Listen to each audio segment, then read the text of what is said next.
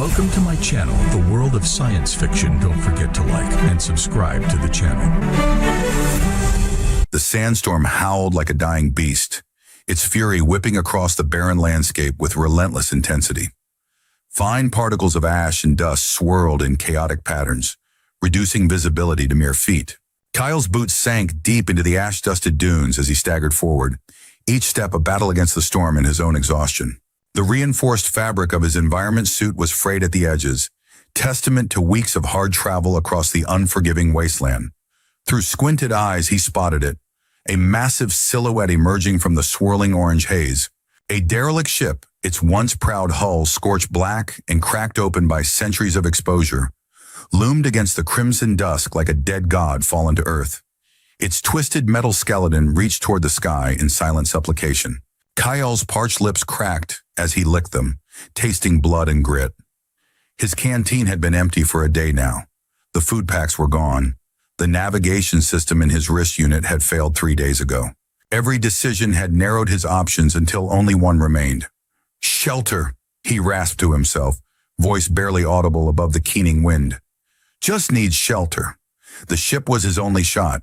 He trudged the final 100 meters to the wreck, each step heavier than the last. Up close, the vessel was even more imposing. At least 80 meters of corroded alloy, its hull plates warped and separated by extreme temperature fluctuations. What might have once been elegant design had been reduced to jagged edges and gaping wounds. A shattered airlock hung open like a broken jaw. Cale approached cautiously, scanning for structural dangers. Years of salvage work had taught him that derelicts killed as often as they saved. But the storm was intensifying, the fine particulate beginning to clog his breathing apparatus. He had no choice. Grabbing the edge of the twisted metal, he hauled himself up and into the shattered airlock. The transition from howling chaos to sudden silence was jarring. Metal dust cascaded from his clothes as he stepped further inside, triggering a coughing fit that doubled him over. The interior was dark. Not just the absence of light, but a profound darkness that seemed to absorb what little illumination filtered through the broken hull. It was silent inside. Not the peaceful quiet of empty spaces, but a weighted silence. The kind that had presence, the kind that listened. Kyle unslung his pack and dropped it to the floor with a dull thud. His shoulders ached from carrying it for so long. Reaching to his belt, he activated his portable light, casting a weak beam into the gloom. The airlock opened into a larger chamber, its corners shrouded in shadow. "Just one night," he muttered, voice unnaturally loud in the stillness. "Wait out the storm, then move on." A voice slithered from the shadows, each word precise and cold. "I ate the last one like you. 500 years ago." Kyle spun around, heart hammering against his ribs. His light beam slashed through the darkness, catching nothing but dust motes and rusted surfaces. His hand instinctively reached for the knife at his belt. "Who's there?" he demanded, trying to mask the fear in his voice. "Show yourself." A soft scraping sound came from above. Something moved in the darkness. Fluid, deliberate. Then light flickered from a cracked panel in the ceiling, casting irregular pulses of illumination through the chamber. Then she stepped forward. A towering alien woman with sapphire blue skin that caught the flickering light in mesmerizing patterns. She stood at least 7 feet tall, her powerful frame accentuated by the remnants of what must have once been ornate armor. Glowing orange eyes regarded him with predatory intensity, pupils vertical like a cat's. A long, sinuous tail curled behind her like a whip, its tip twitching slightly as she watched him. Despite the grime of centuries, her armor still gleamed in places where gold inlays caught the light. It was cracked and incomplete, revealing glimpses of blue skin crisscrossed with pale scars. She was beautiful in a terrifying, war-born way, like an ancient weapon forged for elegance as much as lethality. Cale's fingers tightened around the rusted knife at his belt. The blade was 20 centimeters of salvaged steel, sharp enough for utility, but hardly a weapon against whatever she was. "Try it," she said, almost bored. Her voice carried an otherworldly resonance, like multiple tones layered together. "I'm faster." He didn't move, didn't breathe. The rational part of his mind calculated his chances. 0.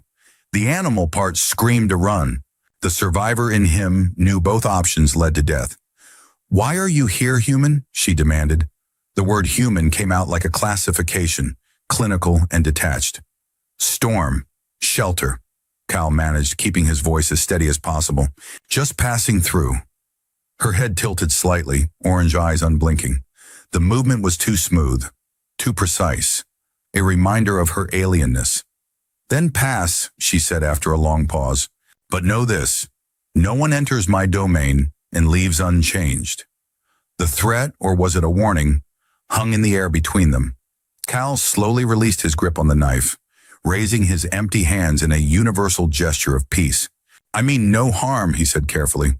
The storm will kill me if I leave now. She made a sound, something between a scoff and a hiss. Many things kill in this place.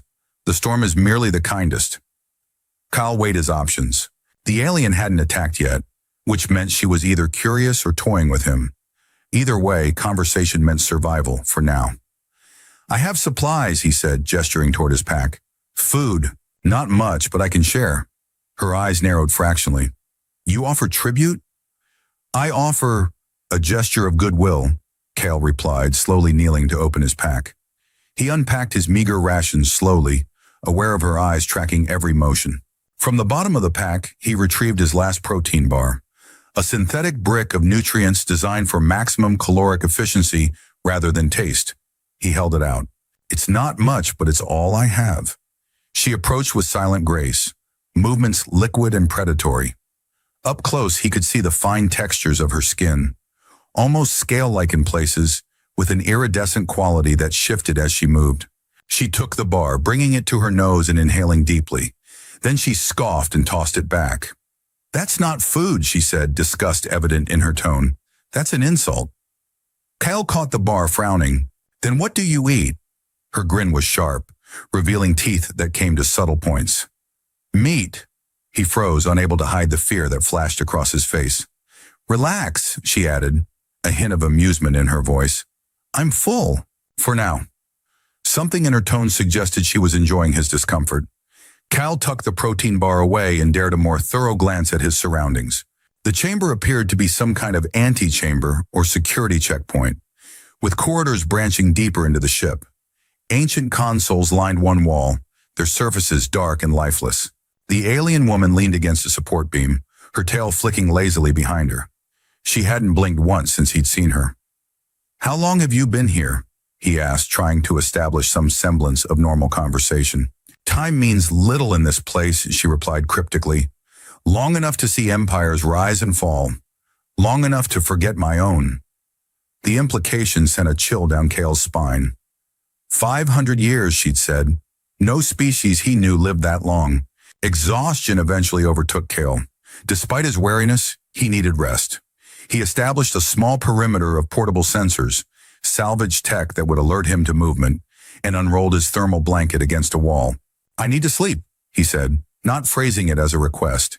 She regarded him with those unblinking orange eyes. Sleep then. If I wanted to kill you, I would have done it already. It wasn't particularly reassuring, but it was the best he could hope for.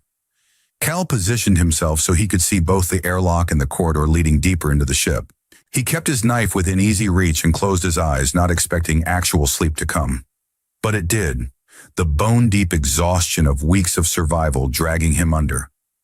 The nightmare was always the same, the mining colony, the emergency sirens, the rush to evacuation pods as the atmosphere vented, the faces pressed against viewports as their pod launched, faces of those left behind, his sister among them, her mouth forming his name as vacuum took her. Then something new, a voice not human, whispering at the edges of his consciousness. They found you, Cale. They always find you.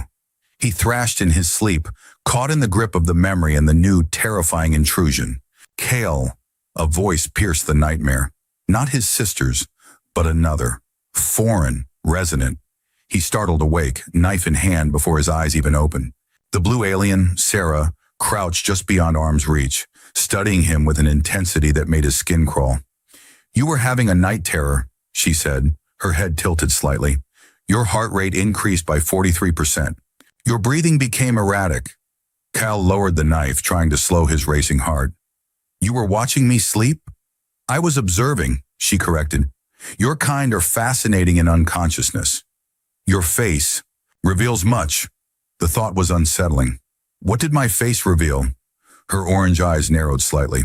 Loss, pain, someone taken from you. Kyle looked away, uncomfortable with her perception. We all lose people. Yes, she agreed, her voice softer than he'd heard before. We do. She rose in one fluid motion and moved toward the corridor. Dawn approaches. The storm has passed. You should prepare to leave. He watched her disappear into the shadows, her words a clear dismissal. Yet something in her tone had shifted. Recognition, perhaps. A shared understanding of grief. Cale gathered his supplies, intending to respect her implied timeline. As he worked, he caught a sound echoing from deep within the ship, a melodic vibration that seemed to resonate with the metal itself. He paused, straining to hear. It was singing, but unlike any he had ever heard. The notes existed in frequencies that seemed to oscillate between audible ranges, sometimes so low he felt rather than heard them, sometimes so high they made his teeth ache. The melody followed no pattern he recognized, yet it carried unmistakable emotion, longing, memory, something ancient and sorrowful. Drawn by curiosity, Cale followed the sound down a darkened corridor, his portable light casting weak illumination ahead. The singing grew louder as he approached what appeared to be a circular chamber. Inside, Sarah knelt in the center of a pattern etched into the metal floor, concentric circles inscribed with symbols he couldn't decipher. Her eyes were closed, her armor removed, revealing more of her blue-scaled skin. She wore only a simple garment that left her arms and shoulders bare, revealing intricate markings that might have been tattoos or natural patterns. Her tail was coiled around her body, its tip gently tapping against the floor in rhythm with her song. Kyle knew he was intruding on something private, something sacred. He began to retreat, but his light caught a reflective surface on the wall, a panel of polished metal that served as a mirror. The movement drew Sarah's attention. Her singing stopped abruptly, her eyes snapping open. In an instant, her demeanor transformed. Her tail uncoiled with whip-like speed, and she rose in one fluid motion, her expression thunderous.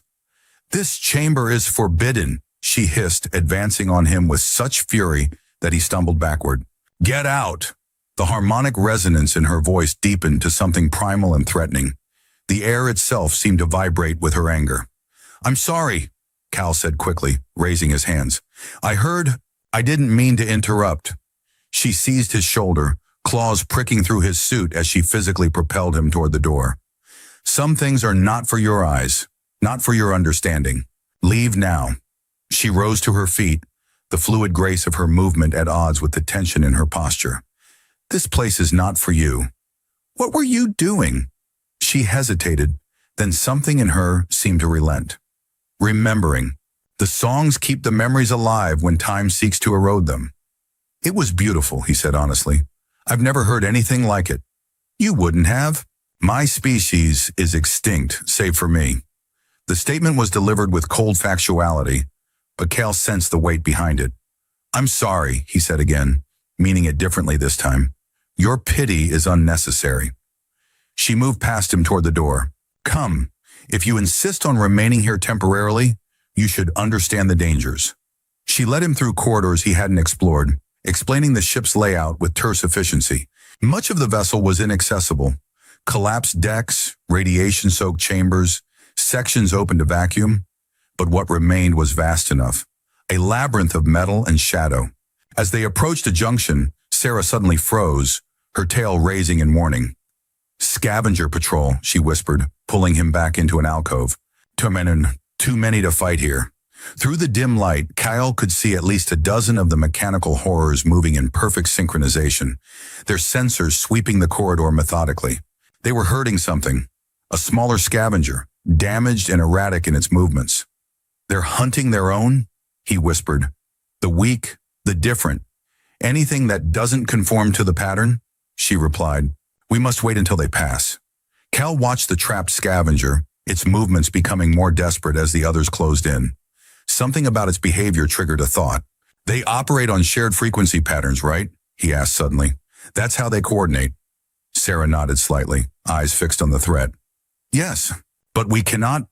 Before she could finish, Cale activated his portable scanner, cycling rapidly through communication frequencies.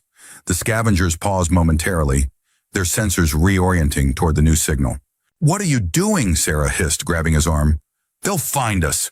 "Trust me," he said, making adjustments to the device. Finding what seemed to be the right frequency range, he amplified the signal and broadcast it directly at the trapped scavenger. The effect was immediate. The damaged machine emitted a high-pitched screech that made Sarah wince. Then, instead of continuing to flee, it turned and charged directly at its pursuers, moving with renewed purpose and aggression. "I reversed the hierarchy signal," Kale explained as chaos erupted in the corridor. "Made it think it was the Alpha unit." The scavengers fell upon each other in a frenzy of mechanical cannibalism, tearing at components and circuitry. In seconds, the corridor was filled with sparking, twitching remains. Sarah stared at him, orange eyes wide with something between surprise and respect. That was unexpected. "Sometimes the best weapon is knowing how systems think," he said with a slight smile. "Even corrupted ones."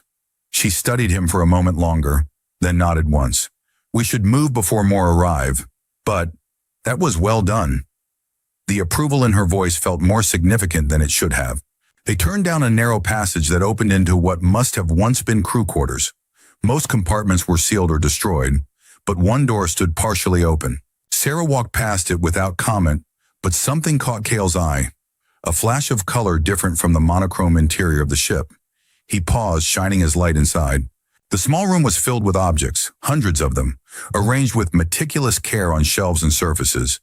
Some were clearly alien artifacts, crystalline structures, devices of unknown purpose, weapons unlike any he recognized. But others, "These are human," he said, reaching for what appeared to be a battered identification tag. Sarah's hand caught his wrist with lightning speed. Her grip was like iron, painful but not crushing.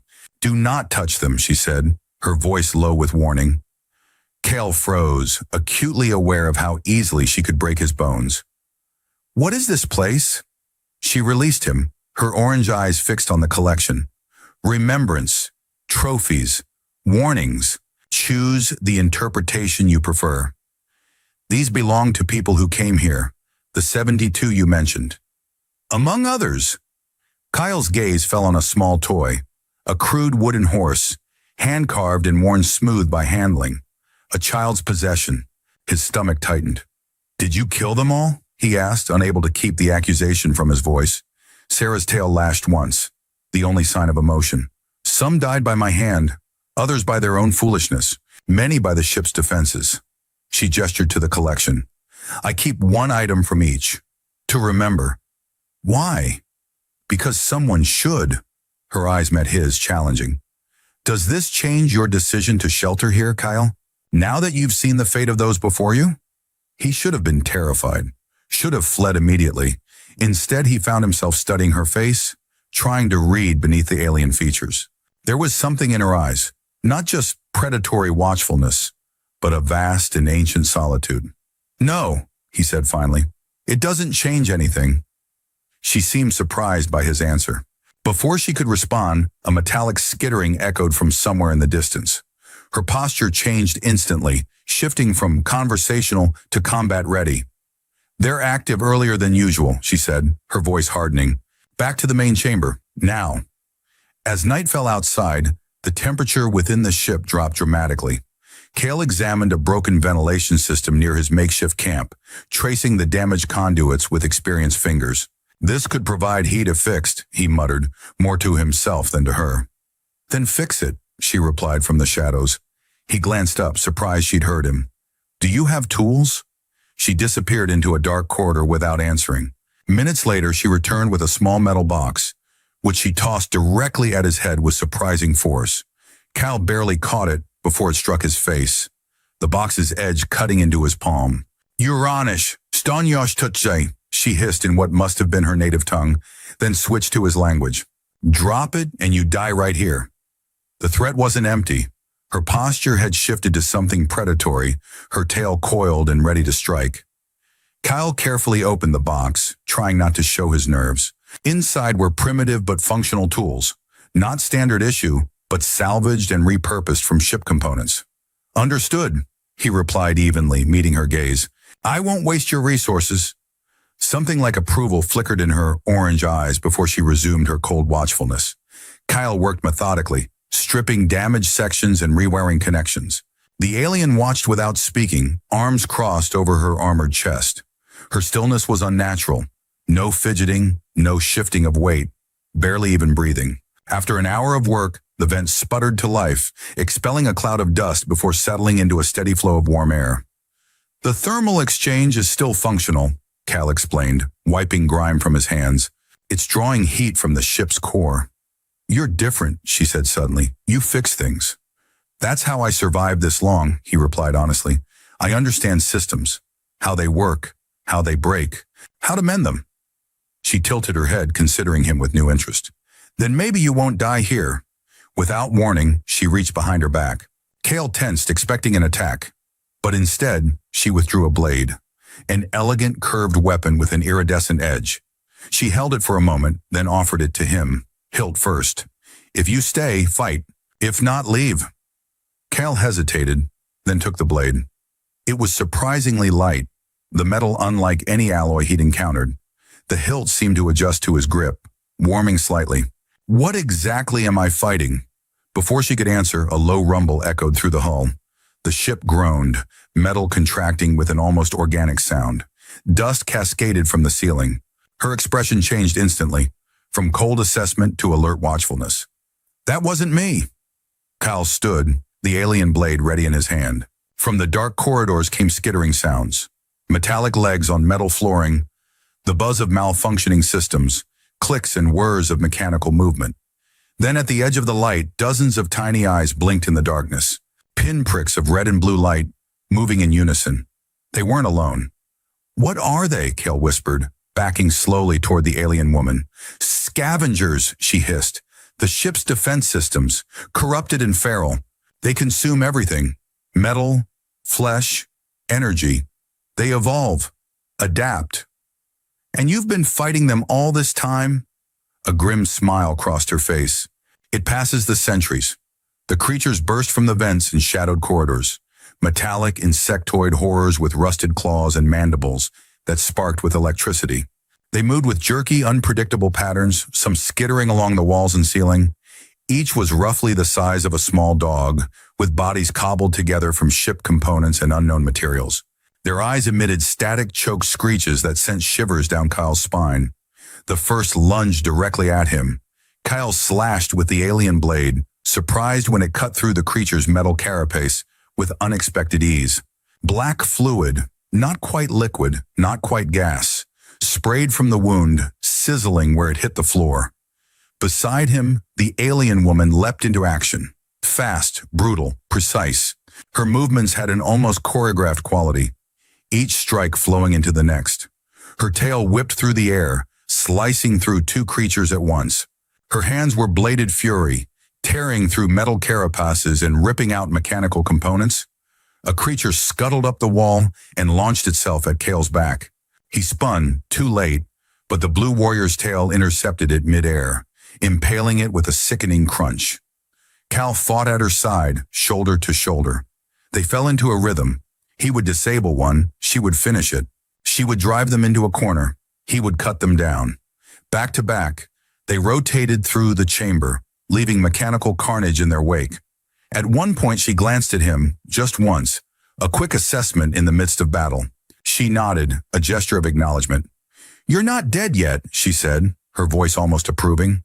Neither are you, he shot back, slicing through a creature that had lunged for her flank.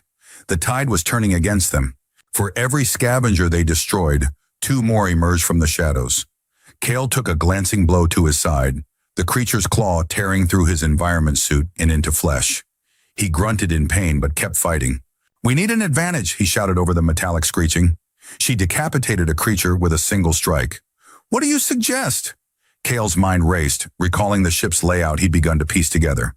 Engine room. If it's where I think it is, we might have options. Then go, she said, her tail whipping in a wide arc to clear a path. I'll cover. They retreated down a corridor, fighting every step of the way. The blue warrior moved with incredible agility, sometimes using the walls and ceiling as launching points for her attacks. Kyle fought more methodically, conserving energy, making each strike count. The engine room was a cavernous space dominated by a massive, dead reactor. Auxiliary systems lined the walls, most dark and lifeless. But Kale's experienced eye spotted what he needed, an emergency fuel cell, still intact. "Cover me, he said, making his way to the cell. She positioned herself at the entrance, a whirlwind of blue skin and flashing blade. Her armor had taken damage, revealing more of her scaled skin beneath. Black ichor stained her hands and face, giving her a fearsome, war-painted appearance. Kyle worked frantically, wiring the fuel cell to the corridor's suppression system. His hands moved with practiced efficiency, despite the chaos around him. "Big enough to torch the whole corridor," he explained, making final connections. "Should incinerate anything in the blast radius." She glanced back, blade drenched in black ichor. "How long?" 30 seconds once I activate it. We'll need to be behind that bulkhead." He pointed to a reinforced door on the far side of the engine room. A creature broke through her defense, lunging directly at Kale. Before he could react, her tail whipped through the air, cracked its spine with precision. "Now!" she roared. Kale hit the igniter, then sprinted for the bulkhead. The alien warrior followed, cutting down 2 more creatures that blocked their path. They dove through the doorway together, Kyle slamming the emergency close button as they cleared the threshold. The bulkhead slammed shut just as a whoosh of igniting fuel echoed from the corridor.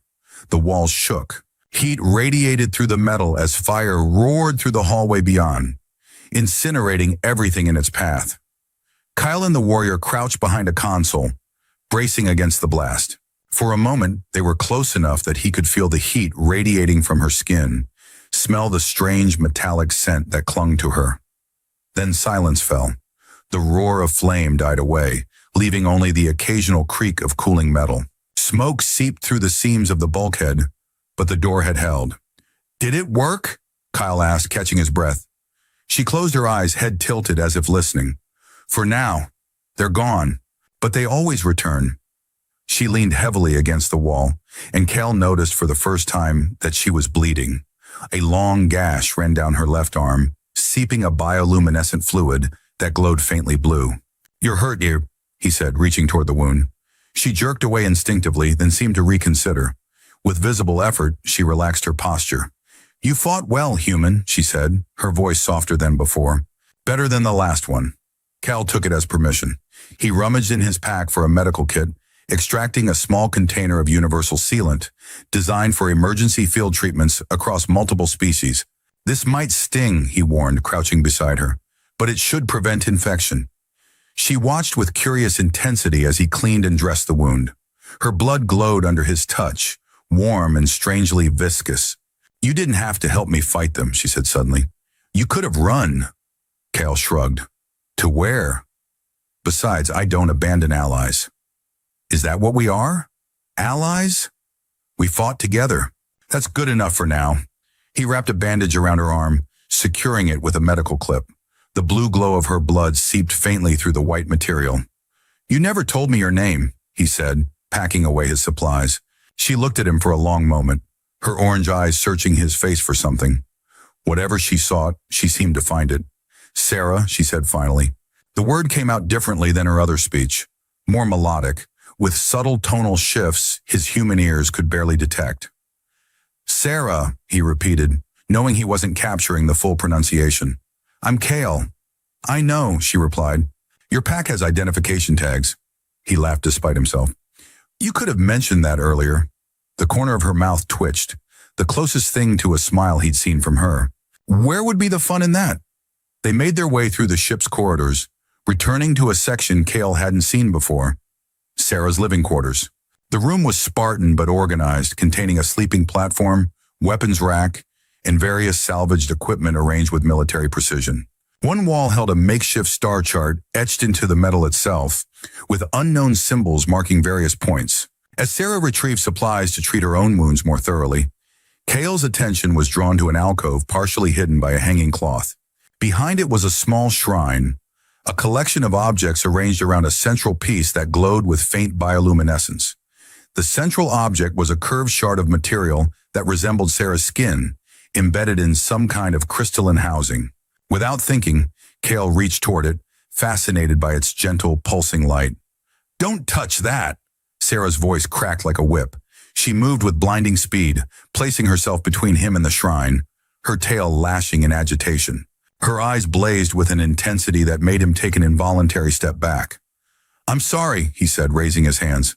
"I didn't mean—" "Get out," she snarled, her voice dropping to a register that made the air vibrate. "Now." Kel retreated to the corridor, unsure what boundary he had crossed, but certain he had crossed one. He waited outside, listening to her move within the room, the sounds of agitation gradually subsiding. After several minutes, she emerged, composed once more, but with a new wariness in her posture. "I apologize," he said immediately. "Whatever that is, it's clearly important to you." She studied him, her expression unreadable. Then with visible reluctance, she said, "It is a memory shard. The last piece of my mate." The word mate carried a weight of meaning beyond its simple translation. Cal understood enough about xenobiology to recognize the significance. It contains his consciousness. Not consciousness, essence, memory, the last echo of who he was. She looked away. "Among my kind, when death approaches, we can preserve a fragment of ourselves, a gift for those who remain." "I'm sorry for your loss," Cale said softly. Her eyes snapped back to his, searching for mockery or pity. Finding neither, she continued, "He died defending this ship. From humans." The revelation hung between them. Cale waited, sensing there was more. "We were part of an exploration fleet. This vessel was damaged in an asteroid field, forced to land for repairs. A human mining expedition discovered us." Her voice remained neutral, but her tail betrayed her agitation, twitching at the memory. "They appeared peaceful at first, offered help. My mate believed in cooperation. What happened? They waited until most of the crew was in stasis for the repair cycle. Then they attacked, seeking our technology." Her eyes grew distant. "Varro died sealing the engine room, triggering a radiation pulse that killed the humans and most of our remaining crew. I survived because I was in a shielded section." Cal processed this, understanding now why she had reacted so strongly to his presence. "And you've been here ever since?" "The ship cannot leave. The radiation damaged too many systems, but it became my sanctuary, my prison." She touched the wall with something like affection, "and I became its guardian." "What about the others who came after? The 72 you mentioned?" Her expression hardened. "Scavengers, thieves. Some tried to kill me on sight. Others pretended friendship, like the first humans, only to betray me when my guard lowered." Her eyes locked with his. "One lived here, 3 full cycles of the moons. I believed, but then I found him trying to remove the core memory banks. Valuable technology," he said. "What did you do to him?" Her silence was answer enough. "And now me," Cal said quietly. "Another human in your ship." "Yes." She studied him with that unnerving stillness.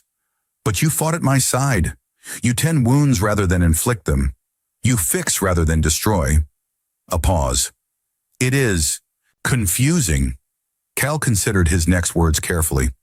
"Not all humans are the same, Sarah. Just as I imagined not all of your kind were the same." "No," she agreed softly. "We were not. Something shifted between them in that moment. Not trust, not yet, but the possibility of it. A shared understanding that transcended their differences." "I should leave tomorrow," Cale said, though the words felt hollow even as he spoke them. "Find my way to the outpost before supplies run out." Sarah nodded, but there was a new hesitation in her manner. That would be wise. Later, as they sat in the main chamber, the repaired vent providing welcome warmth, Cale found himself watching Sarah more closely. Her isolation was a tangible thing, wrapped around her like armor. 5 centuries alone, with only memories and mechanical enemies for company. The wasteland outside suddenly seemed less hostile by comparison. Cale slept fitfully that night, his dreams haunted by images of Sarah's shrine and the glowing fragment of her lost mate. When he woke, dawn light filtered through the broken hull, casting long shadows across the chamber. Sarah was gone. He called her name, receiving no answer. His pack and supplies remained untouched, but the alien blade she had given him was missing. A sense of unease crept over him.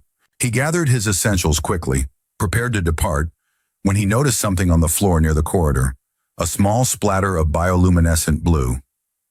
Blood. More droplets led into the darkness of the ship's interior. Kel hesitated only briefly.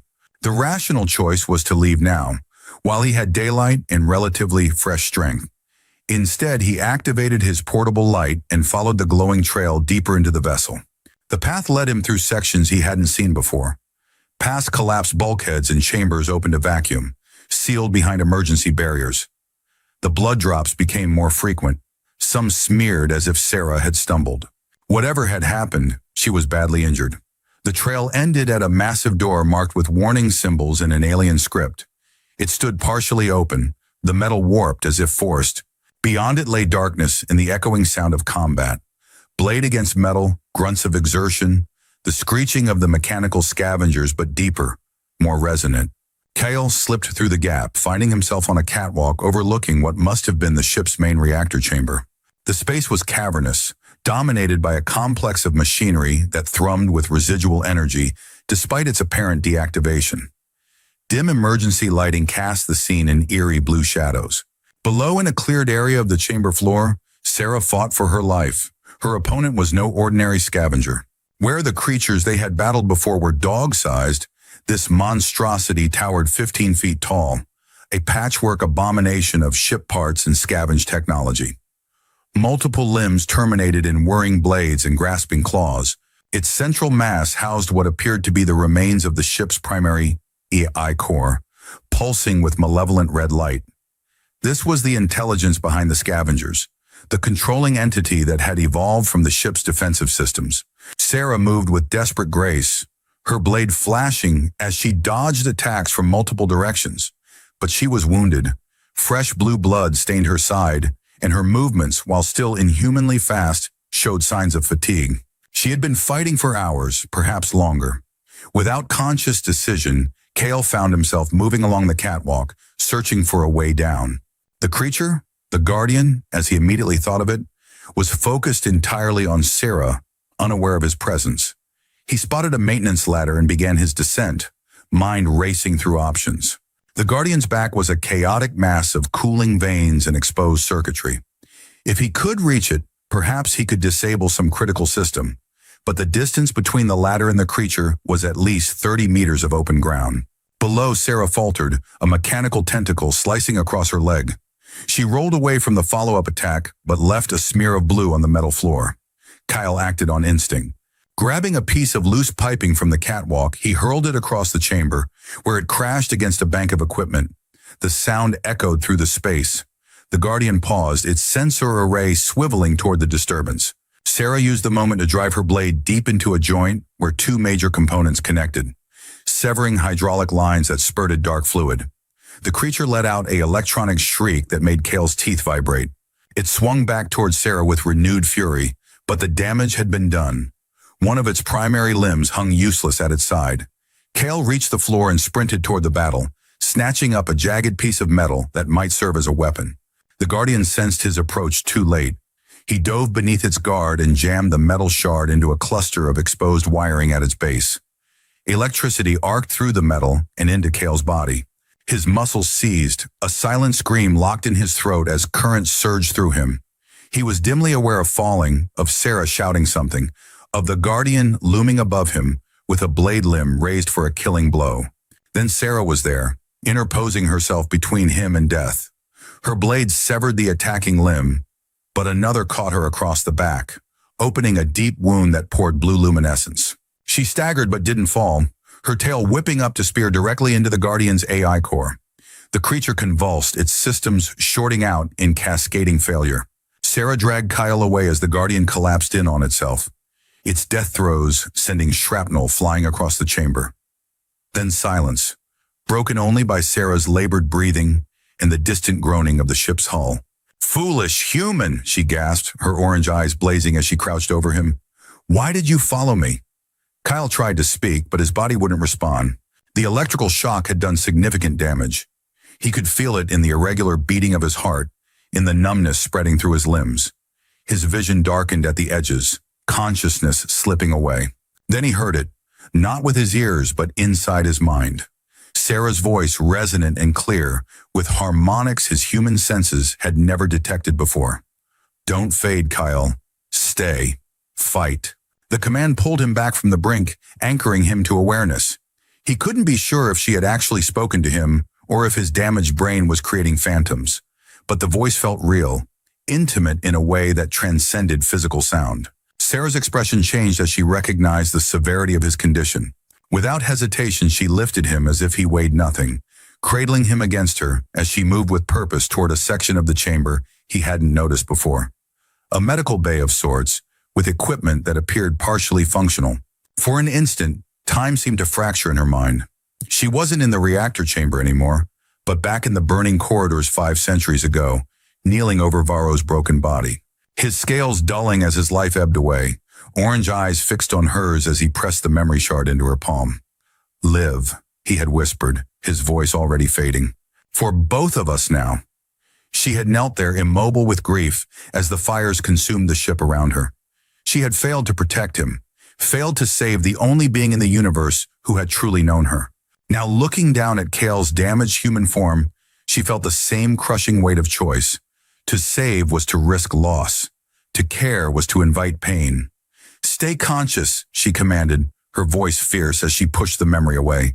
"Fight, Kale, as you fought beside me." She placed him on a platform that hummed to life at her touch. Ancient systems activated, scanning his body with beams of pale light. Sarah worked quickly, connecting interfaces, adjusting settings on equipment that should have been long dead. "What are you doing?" Kyle managed, his voice a rasp. "Saving your life," she replied simply, "though the method may not be entirely to your liking." Before he could question further, she pressed her hand to a console. The platform encased him in a field of energy that tingled against his skin. Sarah moved to a storage unit, retrieving a crystal vial filled with glowing blue fluid, the same bioluminescent substance that flowed in her veins. "This will hurt," she warned, inserting the vial into a receptacle above the platform. "But the alternative is death." The blue fluid drained from the vial into tubes that connected to the platform. Kale felt a sharp pain as needles extended from the surface beneath him, penetrating his skin at precise points along his spine and major arteries. Then came fire, liquid agony that coursed through his veins, rewriting him on a cellular level. He might have screamed. He might have begged for death. Later, he would remember only fragments. Sarah's face watching over him, her hand occasionally touching his forehead in an unexpectedly gentle gesture. Her voice, singing those strange alien melodies that seemed to resonate with the pain, making it somehow bearable. Hours or days later, time had lost all meaning. The pain began to recede. Kale opened his eyes to find Sarah still beside him, her own wounds roughly bandaged but clearly painful. "What did you do to me?" he asked, his voice strange to his own ears, slightly resonant, with harmonics that hadn't been there before. "The only thing that could save you," she replied. "An adaptation protocol. My blood contains nanites that repair and enhance cellular structures. It was designed for emergency genetic compatibility in deep space missions." Cal slowly sat up, expecting pain that didn't come. He felt different, stronger, his senses sharper. His vision could perceive wavelengths beyond what had previously been visible. Sarah's skin now emitted a subtle glow he hadn't been able to see before. "Am I like you now?" "No," she said, shaking her head. "The changes are surface level, enough to heal your injuries and enhance basic functions. But you remain human." A pause. "Mostly." "Mostly," he echoed. "There are connections that form." Between donor and recipient, she seemed uncomfortable for the first time since he'd met her. "A biochemical resonance. You may experience awareness of me, of the ship." As if her words had activated something, Kale became conscious of a new presence in his mind. Not thoughts or words, but impressions. The vast, sleeping consciousness of the ship itself, and threaded through it, like a bright filament, a sense of Sarah, her exhaustion, her pain, her guarded relief at his recovery. "I can feel it," he said softly. "Feel you." She nodded, looking away.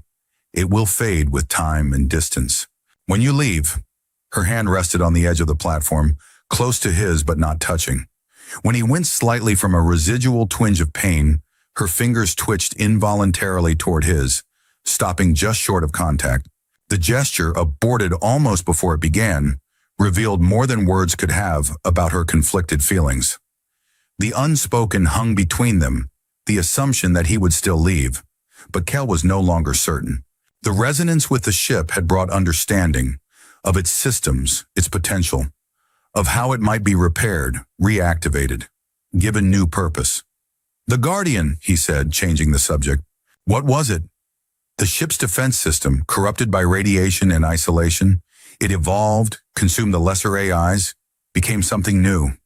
She gestured to the ruined mass of technology. It generated the scavengers as extensions of itself, to gather materials and energy. "Why did you go after it alone?" Sarah's tail twitched, a sign of discomfort he was learning to read. "It was my responsibility, my battle. You could have died." "Eventually I will," she said simply. "Everything does." "Not today," Cal replied firmly. He swung his legs off the platform, testing his new strength. And not alone. They waited hours before venturing out. The storm outside had passed. Through the shattered airlock, Cale could see a calm, desert landscape stretching to the horizon, bathed in the pale light of dawn. He stood in the airlock, gear packed, looking out at the wasteland. Behind him, Sarah leaned against a console, watching. "You could leave," she said, her voice neutral. "You've earned it." Kyle turned back to her, to the ship. He thought about the decades he'd spent drifting from one salvage job to another, always moving, never belonging. He thought about the ruined vessel around them, its systems dormant but not dead. And he thought about Sarah. 5 centuries of solitude, of fighting alone, of preserving memories when there was no one else to share them. "I could," he acknowledged, "or I could fix the reactor. Get power back. Maybe clean up this mess." For the first time she smiled. Not a predator's smirk or a warrior's grim expression. A real smile transforming her alien features into something unexpectedly warm. "Then stop talking, Kyle," she said, "and start fixing." He dropped his pack to the floor, the sound echoing through the chamber. A commitment. A decision. That night, as Cale worked on a damaged circuit panel, a sudden wave of emotion washed over him. Alarm, then pain, followed by a fierce protectiveness that wasn't his own. He dropped his tools, spinning toward the corridor where Sarah had gone to scout. "Sarah!" he called, already moving toward the sensation. She appeared moments later, her expression neutral, but her tail lashing in agitation. A fresh cut across her shoulder leaked bioluminescent blue. "What happened?" he asked. She tilted her head, studying him. "How did you know?" "I felt it," he said simply. "Your pain. Your concern." Something flashed in her orange eyes, surprise followed by an emotion he couldn't name. She approached, stopping closer than her usual careful distance. "The connection grows stronger," she observed, her voice carefully measured. Cale nodded, resisting the urge to reach for her wounded shoulder. "Does it bother you that I can feel what you feel?" Sarah was silent for a long moment. Then, with deliberate slowness, she extended her hand until her fingers hovered a breath away from his. Not touching, but close enough that he could feel the heat radiating from her skin. "No," she said finally. "It has been a very long time since anyone shared my burdens." A memory flashed unbidden across her mind, strong enough that it leaked through their connection to Kyle, a younger Sarah, her blue scales brighter, standing protectively over a wounded crew member, her voice desperate. "Stay behind me." The ship around them was burning, alarms blaring, human raiders advancing with weapons raised, her mate, Varro, bleeding nearby. The wounded crew member she tried to protect had crawled toward an emergency beacon, activating it. But it wasn't help he was calling. It was signaling the raiders, directing them to Sarah's position. The devastating realization of betrayal as her supposed ally smiled through bloody teeth. "Nothing personal. Your technology is worth more than your lives." Then gunfire, Varro leaping in front of her, his body jerking as projectiles tore through him. The memory vanished as quickly as it had surfaced. Sarah's hand withdrew sharply, her eyes widening as she realized what had transferred between them. "I'm sorry," Kyle said softly. "I didn't mean to." "It doesn't matter," she interrupted, her voice harsh but brittle. "The past cannot be changed." She turned away, her posture rigid. "We have work to do." The moment stretched between them, fragile as spun glass. Then she resumed her practical tone. "The scavengers are adapting new patterns. We should adjust our security grid." But something had shifted, acknowledged without words. The work began immediately. With Kale's technical knowledge enhanced by his new connection to the ship's systems, he identified critical repair priorities. The primary power core could be reactivated with proper maintenance. Environmental systems could be restored to most sections. Even propulsion might eventually be possible, though full space flight would require resources they didn't yet have. Weeks passed as they worked together, falling into an efficient partnership. Sarah's strength and knowledge of the ship's original configuration complemented Kale's adaptive problem-solving and technical improvisation. The scavengers, leaderless without the Guardian, became less aggressive, eventually repurposed by Kyle as repair drones. One evening, as they worked on rewiring a critical junction box, Sarah noticed Kyle studying his reflection in a polished panel. The orange flecks in his eyes caught the light, glowing faintly like her own. His fingers traced the subtle blue patterns that had begun to form beneath his skin where the nanites had concentrated. "Does it trouble you?" she asked. "The changes." Kyle was silent for a moment, contemplating. Then he smiled faintly, returning to his work. "I don't know what I've become," he said finally, "but it doesn't matter anymore. We're both strangers to who we once were." Sarah tilted her head, considering his words. "Yes," she agreed softly. "Perhaps that is for the best." On the 43rd day, Kale connected the final circuit in the reactor control room. Sarah stood beside him, her hand hovering over the activation sequence. "Ready?" he asked. She nodded, something like hope in her orange eyes. Together, they initiated the startup protocol. The reactor hummed, its tone rising as systems engaged for the first time in centuries. Throughout the ship, lights flickered on, consoles activated, dormant technology awakened. Kale felt the ship's consciousness stirring through his connection, ancient routines reestablishing themselves. Beside him, Sarah's expression was one of wonder, a look he imagined hadn't crossed her face in 500 years. "It lives," she whispered. As the reactor reached full power, a surge of energy coursed through the ship's systems. Kale gasped as the feedback flowed through his connection, momentarily overwhelming his senses. He swayed, and Sarah's hand reflexively caught his arm to steady him. The contact sent a different kind of current between them, her concern flickering through their bond before she could mask it. Suddenly, warning lights flashed across the console. The reactor's harmonic stabilizers were failing, the ancient systems unable to handle the sudden power surge. "The core will breach," Sarah said, her fingers flying over the controls. "We need to reroute the energy flow." Cal's enhanced senses showed him the problem immediately, and the solution. "The main conduits are degraded. They can't handle the load." "Then we abort," Sarah said, already reaching for the emergency shutdown. "No." Kyle placed his hand over hers, stopping her. "There's another way." Through their connection, he could feel the ship's systems as extensions of his own nervous system. The reactor's energy needed a conductor, a buffer that could absorb the initial surge until the system stabilized. "I can channel it," he said, moving toward the neural interface terminal, the same system that had been used to save his life. "The nanites in my blood can act as conductors." "No!" Sarah's voice held real fear now. "It could kill you, or worse." Kale met her eyes. 500 years, Sarah. You've been alone, protecting this ship. Let me protect you both. Just once." Before she could stop him, he activated the interface, connecting himself directly to the ship's systems. Pain seared through him as raw energy flooded his body, the nanites in his blood glowing blue-white beneath his skin.